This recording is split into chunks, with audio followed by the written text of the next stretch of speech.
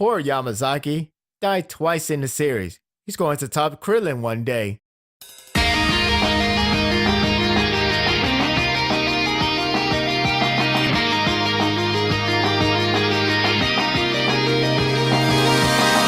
You can forget worrying about Tendo Show or Usuro again. The end is already here. Once Otai arrived, 2 years has passed, and nothing has changed. Perhaps it has, and it's worse than ever, if that's even possible. The moment where the last chapter ended at, I had a feeling hijinks will ensue here. Not only is hilarious through and through, but there were some unexpected twists that had me laughing in tears. It's very much like Gintama, to go full-fledged comedy, concerning how the main story is going to be dark and emotional. Like the last hilarious chapter, this is another showcase of Sorochi's comedy talent that hasn't run dry. The whole premise is Gintoki and Hijikata have to play as mannequin and none would budge to break character. They're asking for Doomsday when Otai is on the scene. I really like that clever tribute to Gintama live-action movie with the hentai comment, which is live-action movie, was also directed by the same director. Sorochi got some ways to tie in. I also like the irony of the scene, noting that police wouldn't leave the shop alone because how these mannequins stick out like it's requesting for a violation. Well, they can't do squat now. Hijikata does have a good point. Why the hell did Gintoki dress up that way? I know it's a reference, but could he have done better? I was ready for the chapter to transition to a dark route when it seems the focus shifts to Takasuki. Hijikata is worried since they can't move at all, losing their target. Takasuki stumbled upon the police, so I thought he's going to disappear or dodge him smoothly. I was so dumbfounded when I saw Takasuki pulling the same stunt as everyone. Hijikata's reaction is exactly the same as mine, only I was laughing heavily. The image doesn't look real at all. I would never expect him to pull a comedy routine until now. Even Hijikata is channeling my thought since Takasuki is known to be dark and edgy. Yet here he is, pulling a dumb tactic. Apparently this is all Gintoki's fault because he can't rub stupidity to others, at least according to Mob Cop. I can buy that idea. That was so unexpected. Yet it's so damn hilarious. Once Otai wants to take a look at the swimwear, hell is breaking loose. Mob Cop is the first victim. As you may know, I am a man, so you can imagine how much I cringe at the following scene. Mob Cop's thing is sticking now and is stuck with the swimwear. Did I seriously just say that? Instead of trying to remove it gently, the owner decides to try breaking it. Ouch! My pride. If that wasn't bad enough, since they couldn't break off the mannequin's thing, Otai didn't want the swimwear, but instead the cap he's wearing. But she grabs it by deliberately decapitating Mob Cop. That first panel with her terrifying face scared the hell out of me. She killed Yamazaki. Gintoki and Hijikata's reaction doesn't cut the chills that I felt from her horrifying aura. Forget worrying about the villains. This series is going to end with her. Somehow, Mob Cop has transformed into Colonel Sanders from Kentucky Fried Chicken. He has risen to a new alignment, but at least he can serve now. Chicken nice and crispy. I was rolling with the reference to that line, including Hijikata is next in line to meet his end, nice and crispy. Sorochi hasn't lost any touch with comedy. He's only ended the series because, well, everything has to end. Gintoki says, "The hell with this, I'm so out of here." It's a good sneaky plan to roll out like the wind has blown the mannequin away. It just looks so stupid that it's hilarious. What's frightening though is right about Hijikata about to imitate the plan, Otai stops him, thinking to myself, oh crap, he's really screwed. However, she didn't stop him from falling. Oh no, she freaking throws him to stop Gintoki from rolling. What the freaking hell? It's neat to transition to the dojo, where Shinpachi said he was going to rebuild. I was happy that he kept his words and actually accomplished his goal. At least that's what I thought at first. Otai is taking in charge and it appears that it's filled with overweight ladies, no offense, working out by training with a sword. So whatever happened to those mannequins?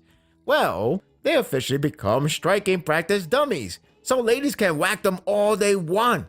Sorochi has a funny way to transport these characters from one place to another. Good God almighty, these two are going to die before the finale. Forget Zhao 3 versus Usuro, it all ends here. What's dumb is how none of them wants to make a move at all just to keep up the charade. I don't even know if Otai is aware of them, but it sure feels that way. She's a true demon. Hilarious that Otai was inspired by her weight gain during Kondo's training to open up Tai-Zap, which is a mockery of a real Japanese marketing. So at least something good came out of it, right? That is until they are all rewarded with Häagen-Dazs. So it completely betrays the purpose. Yep, demon. The train ride of hilarity goes to a halt with the return of Kyubey in her new look. I don't know if it's because of Sorochi's artwork, but she comes off more feminine than before, which is ironic since her haircut is short like a guy. Though it could also be seen as a new beginning. You know how haircut in manga usually means that metaphor? Well, after her flashback, it certainly feels that way. Bottom line, she's pretty. Before the flashback scene, it's a smart timing to expose the truth of the dojo while Gintoki is there. The truth is, Shinpachi lied to his friends, and Otai was the one to inherit the dojo. His real agenda is to continue Yorozuya and fill in the role of Gintoki. The sad thing is he is, or perhaps was, on the verge of giving up altogether because his struggling thought of what to do next. This is just touching. Damn, the reunion can't come any sooner. But you know, it's really good that Kyubey and Otai now inherit a dojo, so it's like best friends can share the same training exercise. Smooth move, Sorochi. What saddened me is the passing of Bimbo Kusai. I knew time skip tends to be an excuse to kill off elder characters off screen, especially with a portrait of a character. The flashback is charming and sincere, with Kyubey finally accepting herself as a woman. I'm just surprised that she is going to have a marriage. It's quite emotional that her grandfather would like to meet Gintoki one more time for a good battle, like last time. Sadly, that won't be possible anymore. I have to say, it's sweet of Kyubey to subtly say that she does miss Gintoki, maybe even put him in a marriage interview. Imagine that. But really, it's just her way of saying that he should return home like the old days. Hilarious since he's right there, but I get the sentimental part. I'm very curious on who is she going to marry to. The atmosphere was so charming and sincere. That is until one touch of the guys explodes her to throw them away hard. If she's expected to marry a guy, won't that guy be in hell if she can't get over her hate on men? Well then, pray for that man. Speaking of praying, the same can be said for Hijikata and Gintoki.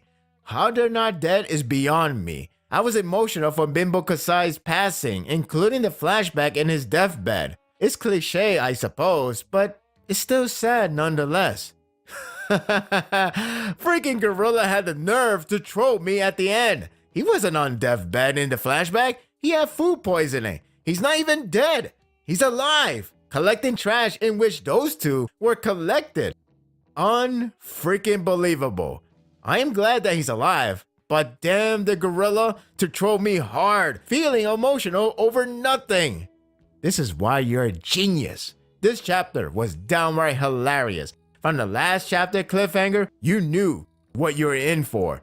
There were so many hilarious moments and some unexpected ones, especially with Takasuki.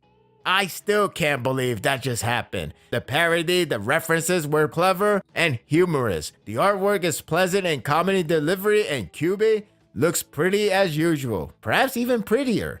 The troll tactic was simply gold, even though I want to strangle that gorilla right now. So where do we go from here? I have no clue anymore. And that will do it for the review. I hope you enjoyed this one.